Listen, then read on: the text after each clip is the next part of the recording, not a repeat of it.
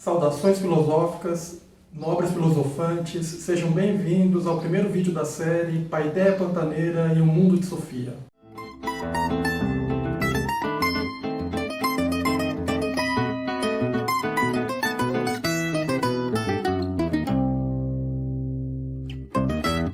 Hoje havia na grande caixa verde de correio apenas uma pequena carta, e ela era para Sofia. Sofia Amundsen, estava escrito no pequeno envelope. Cloverven 3. Era tudo. Não havia remetente. A carta não estava sequer selada. Assim que Sofia entrou, abriu o envelope. Dentro encontrou apenas uma pequena folha, não maior do que o envelope que a continha. Nela estava escrito: "Quem é você?" Quem é você? Se ela soubesse... É claro que ela era Sofia Amundsen, mas quem era essa pessoa? Isso ela ainda não tinha descoberto direito. E se tivesse outro nome? Anne Knudsen, por exemplo. Será que só por isso seria também uma outra pessoa? De repente, lembrou-se de que no começo seu pai queria que ela se chamasse Synnöve Amundsen. Sofia tentou imaginar-se estendendo a mão e apresentando-se como Synnöve Amundsen. Não dava. Toda vez que ela pensava nisso, imaginava sempre outra pessoa. Então saltou do banquinho e foi para o banheiro com a carta misteriosa na mão. Parou diante do espelho e olhou-se fixamente nos olhos. "Sou Sofia Amundsen", disse. Como resposta, a garota do espelho não teve a menor reação. Não importava o que Sofia fizesse, ela fazia a mesma coisa, com um movimento rápido. Sofia tentou se antecipar à imagem do espelho, mas ela foi igualmente rápida. "Quem é você?", perguntou Sofia. Também desta vez não recebeu qualquer resposta. Por um breve instante, porém, não teve certeza de ter sido ela ou sua imagem no espelho quem tinha feito a pergunta. Com o dedo indicador, Sofia apertou o nariz da figura do espelho e disse: "Você sou eu." E como não recebeu qualquer resposta, inverteu a sentença e disse: "Eu sou você." Sofia Amundsen nunca estava muito satisfeita com sua aparência. Com frequência ouvia que tinha lindos olhos amendoados, mas provavelmente lhe diziam isto porque seu nariz era pequeno demais em relação ao tamanho da boca. O pior de tudo eram mesmo os cabelos lisos, que não tomavam forma nenhuma. Às vezes seu pai lhe acariciava os cabelos e a chamava de a garota dos cabelos de linho, parodiando uma composição de Claude Debussy. Para ele era fácil dizer isso. Afinal, não era ele quem estava condenado a carregar a vida inteira cabelos pretos e escorridos de tão lisos, que nos cabelos de Sofia não adiantava passar nada, nem spray, nem gel. Depois de pensar um pouco sobre o fato de existir, Sofia não pôde deixar de pensar também que um dia desapareceria. "Estou vivendo no mundo agora", pensou, "mas um dia terei desaparecido." Há pouco tempo, a avó de Sofia tinha morrido. Por mais de meio ano, Sofia sentia todos os dias a falta que sua avó lhe fazia. Não era injusto que um dia a vida tivesse um fim? Não era triste que a maioria das pessoas tivesse primeiro que ficar doente para só então entender o quanto a vida é bela? Ou então que tivesse de encontrar uma carta misteriosa na caixa de correio? De onde vem o mundo? Não, isso ela realmente não sabia. É claro que Sofia sabia que o mundo era apenas um pequeno planeta no meio do universo enorme. Mas então, de onde vinha o universo? Naturalmente, se poderia pensar que o universo era uma coisa que sempre existiu. Nesse caso, ela não precisaria encontrar uma resposta para a questão de saber de onde ele vinha. Mas será que alguma coisa podia ser eterna? Alguma coisa dentro dela protestava contra isto. Tudo que existe tem que ter um começo. Portanto, em algum momento, o universo tinha de ter surgido a partir de uma outra coisa. Mas se o universo de repente tivesse surgido de alguma outra coisa, então essa outra coisa também devia ter surgido de alguma outra coisa algum dia. Sofia entendeu que só tinha transferido o problema de lugar. Afinal de contas, algum dia alguma coisa tinha que ter surgido do nada. Mas será que isso era possível? Esta ideia não era tão absurda quanto a noção de que o mundo sempre existiu? Nas aulas de religião, ensinavam a ela que Deus tinha criado o mundo. E agora Sofia tentava se consolar com o fato de que, apesar de tudo, esta talvez fosse a melhor solução para o problema. Mas logo começou a pensar novamente. Ela até poderia se contentar com o fato de Deus ter criado o mundo. Mas e o próprio Deus? Teria ele próprio se criado a partir do nada absoluto? Querida Hilde, muitas felicidades de todo o meu coração pelos seus 15 anos. Como você deve saber, quero te dar um presente que te ajude a crescer como gente. Desculpe-me se mando o cartão aos cuidados de Sofia. Foi a forma mais fácil que encontrei. Beijos, papai. Quem teria arrancado Sofia de seu cotidiano e a teria confrontado, de repente, com os grandes mistérios do universo? Quem teria nos arrancado do nosso cotidiano? Que bom que você está aqui, que bom que você está se propondo a ler esse livro, acompanhar o mundo de Sofia. Nós estamos gravando essa série de vídeos em 2021, em contexto de pandemia. Logo iniciaremos mais um ano letivo, ainda com distanciamento social. Nosso maior objetivo com essa série é incentivar a leitura, nós nos aproximarmos nesse momento. Os livros, com certeza, são sempre ótimas companhias, independente do momento que a gente está vivendo. Na escola, Sofia tinha dificuldade de se concentrar no que o professor falava. De uma hora para outra, começou a achar que ele só falava de coisas que não eram importantes. Por que ele não falava sobre o que é um ser humano? Ou então sobre o que é o mundo, ou de onde ele tinha surgido? Ela sentia uma coisa que nunca tinha sentido antes. Na escola, e também por toda parte, as pessoas só se preocupavam com trivialidades. Mas havia questões maiores, mais graves, cujas respostas eram mais importantes do que as matérias normais da escola. Características da atitude filosófica. Perguntar o que é uma coisa, um valor, uma ideia, um comportamento. A filosofia indaga qual é a realidade, qual é a significação de algo. Perguntar como é uma coisa, uma ideia, um valor, um comportamento. A filosofia indaga como é a estrutura ou o sistema de relações que constitui a realidade de algo. Perguntar por que é uma coisa, uma ideia, um valor, um comportamento. A filosofia indaga porque algo existe. Qual é a origem ou a causa de uma coisa, de uma ideia, de um valor, de um comportamento? Por que será que era tão difícil preocupar-se com essas questões tão importantes e, de certa forma, tão naturais? Quando fechou o portão, descobriu seu nome num dos envelopes grandes. No verso do envelope estava escrito: Curso de Filosofia. Maneje com cuidado. Filosofia. É difícil dar-se uma definição genérica de filosofia, já que esta varia não só quanto a cada filósofo ou corrente filosófica, mas também em relação a cada período histórico. Atribui-se a Pitágoras a distinção entre a sofia, o saber, e a filosofia, que seria a amizade ao saber, a busca do saber. Com isso se estabeleceu, já desde sua origem, uma diferença de natureza entre a ciência, enquanto saber específico, conhecimento sobre um domínio do real, e a filosofia, que teria um caráter mais geral, mais abstrato, mais reflexivo, no sentido da busca dos princípios que tornam possível o próprio saber. Querida Sofia, muitas pessoas têm hobbies diferentes. Algumas colecionam moedas e selos antigos. Outras gostam de trabalhos manuais. Outras ainda dedicam quase todo o tempo livre a uma determinada modalidade de esporte. Também há os que gostam de ler, mas os tipos de leitura também são muito diferentes. Alguns leem apenas jornais ou gibis, outros gostam de romances. Outros ainda preferem livros sobre temas diversos como astronomia, a vida dos animais ou as novas descobertas da tecnologia. Se me interesso por cavalos ou pedras preciosas, não posso querer que todos os outros tenham o mesmo interesse. Se fico grudado na televisão assistindo a todas as transmissões de esporte, tenho que aceitar que outras pessoas achem o esporte uma chatice. Mas será que existe alguma coisa que interessa a todos? Será que existe alguma coisa que concerne a todos, não importando quem são ou onde se encontram? Sim, querida Sofia. Existem questões que deveriam interessar a todas as pessoas, e é sobre tais questões que trata este curso. Qual é a coisa mais importante da vida? Se fazemos esta pergunta a uma pessoa de um país assolado pela fome, a resposta será a comida. Se fazemos a mesma pergunta a quem está morrendo de frio, então a resposta será o calor. E quando perguntamos a alguém que se sente sozinho e isolado, então certamente a resposta será a companhia de outras pessoas.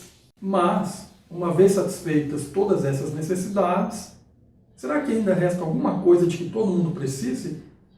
Os filósofos acham que sim. Eles acham que o ser humano não vive apenas de pão.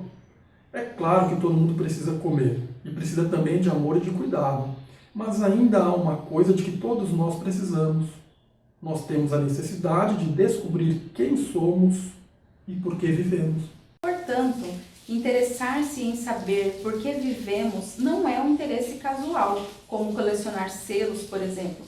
Quem se interessa por tais questões toca um problema que vem sendo discutido pelo homem praticamente desde quando passamos a habitar este planeta. A questão de saber como surgiu o universo, a Terra e a vida por aqui é uma questão maior e mais importante do que saber quem ganhou mais medalhas de ouro nos últimos Jogos Olímpicos. Filosofar não deveria ser sair de dúvidas, mas entrar nelas. Há coisas que nenhum bom professor de filosofia deveria esconder de seus alunos, que não existe a filosofia, mas as filosofias e, sobretudo, o filosofar. E que em determinadas questões extremamente gerais, aprender a perguntar bem também é aprender a desconfiar das respostas demasiado taxativas.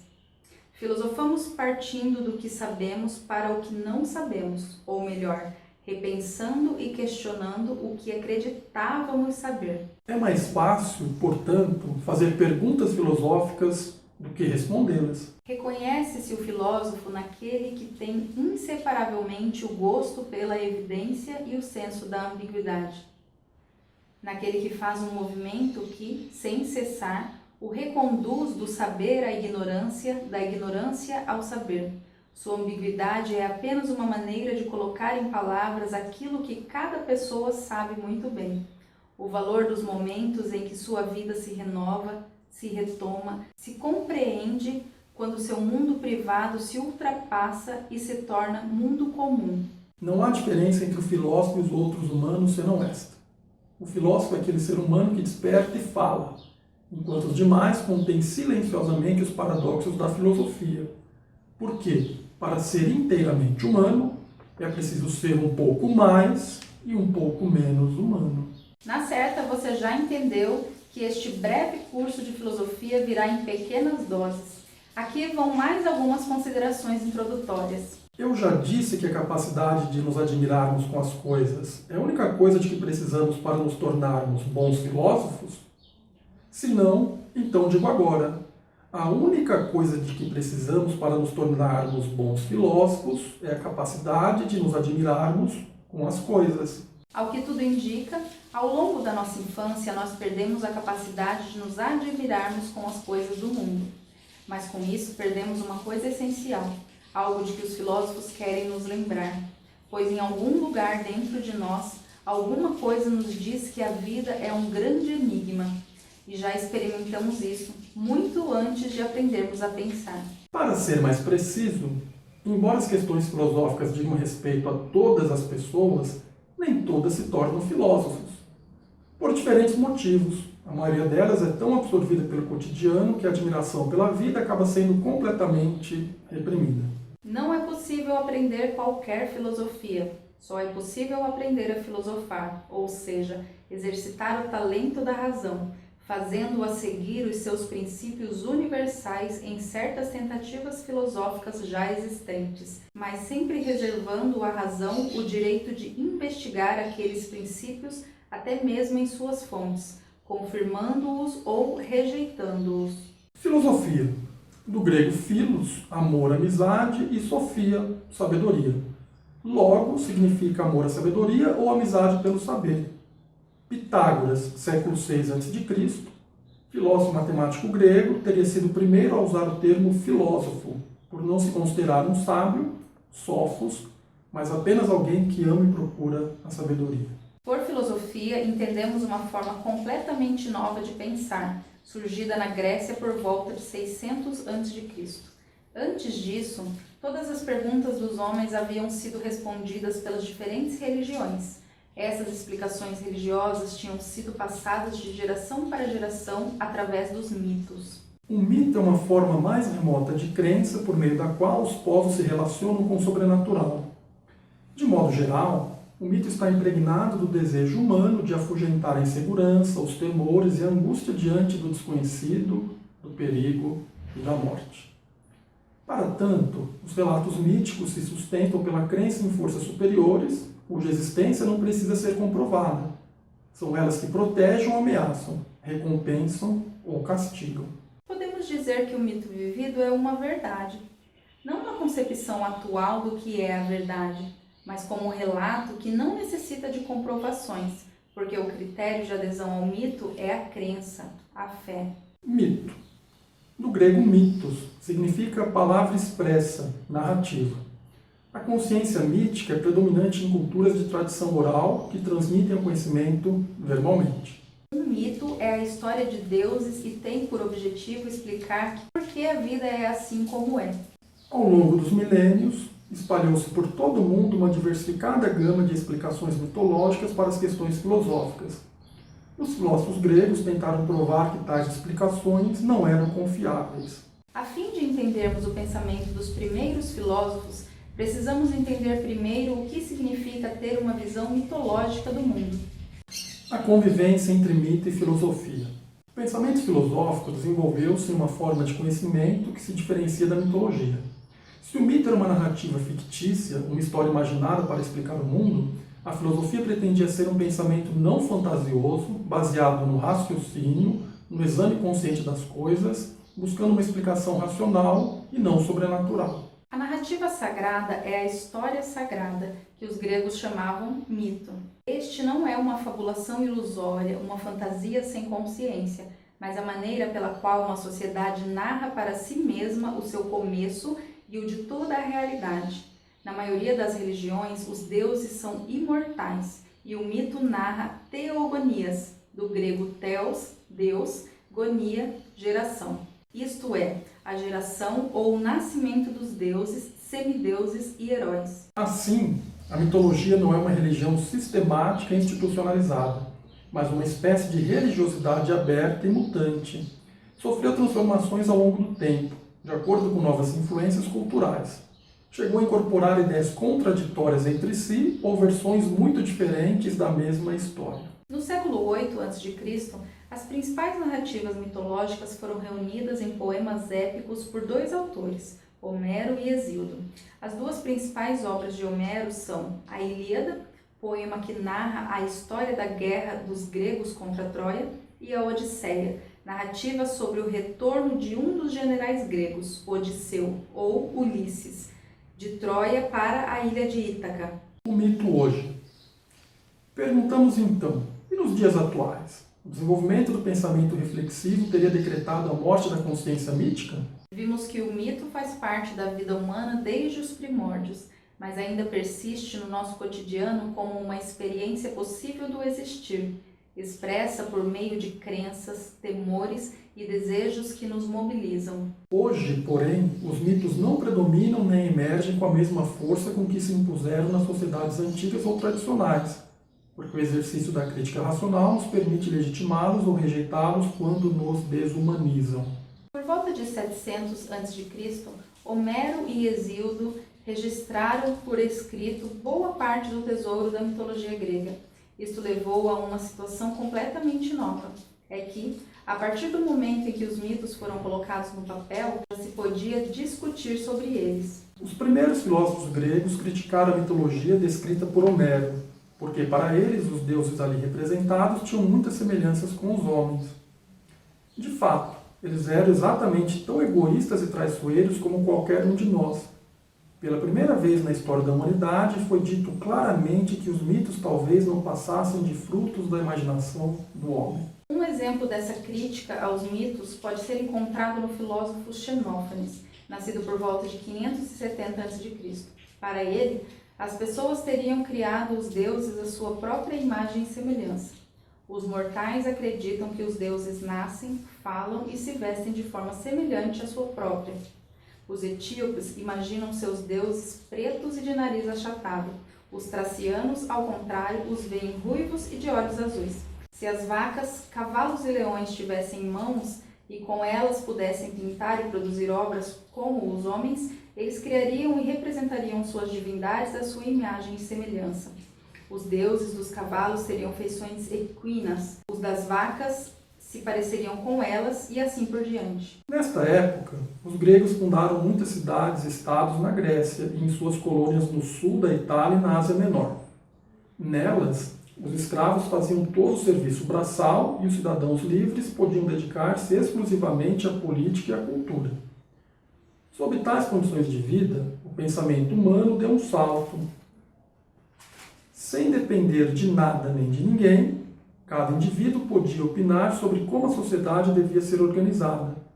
Desse modo, o indivíduo podia formular suas questões filosóficas sem ter que, para isto, recorrer à tradição dos mitos. Dizemos que naquela época ocorreu a evolução de uma forma de pensar atrelada ao mito para um pensamento construído sobre a experiência e a razão. O objetivo dos primeiros filósofos gregos era o de encontrar explicações naturais para os processos da natureza. Os historiadores da filosofia indagam se ela transformou gradualmente os mitos gregos ou produziu uma ruptura radical com eles. Vejamos como os mitos gregos explicavam o universo e por que se acreditava neles. A narrativa mítica do mundo. Quem narra o mito? O poeta Rapsodo. Por que ele tem autoridade? Acredita-se que o poeta é um escolhido dos deuses, que lhe mostram os acontecimentos passados e permitem que ele veja a origem de todos os seres e de todas as coisas para que possa transmiti-la aos ouvintes. Sua palavra, o mito, é sagrada e incontestável, porque vem de uma revelação. Sofia resolveu andar um pouco pelo jardim. Ela tentava esquecer tudo que tinha aprendido na escola. Neste vídeo nós lemos os capítulos 1, 2 e 3 do livro Mundo de Sofia, de Jostein Gaarder. Caso você queira aprofundar os seus estudos, você pode procurar no índice do seu livro didático de filosofia os seguintes termos: surgimento ou nascimento da filosofia, atitude filosófica, mitologia grega, passagem do mito para o pensamento filosófico, características da filosofia.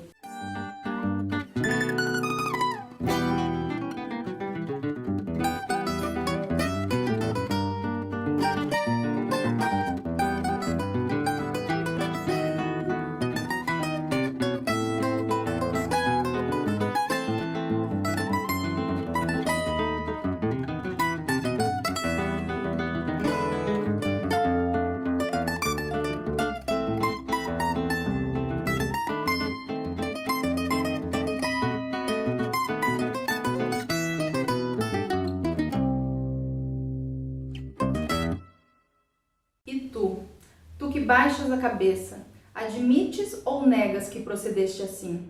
Antígona: admito, não nego nada. Creonte: tu podes retirar-te para onde queres, de acusações condenatórias, estás livre. E tu declaras sem rodeios sinteticamente. Sabias que eu tinha proibido essa cerimônia? Antígona: sabia. Como poderia ignorá-la? Falaste abertamente. Creonte: mesmo assim ousaste transgredir minhas leis?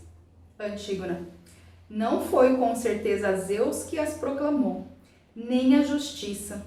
Com o trono entre os deuses dos mortos as estabeleceu para os homens.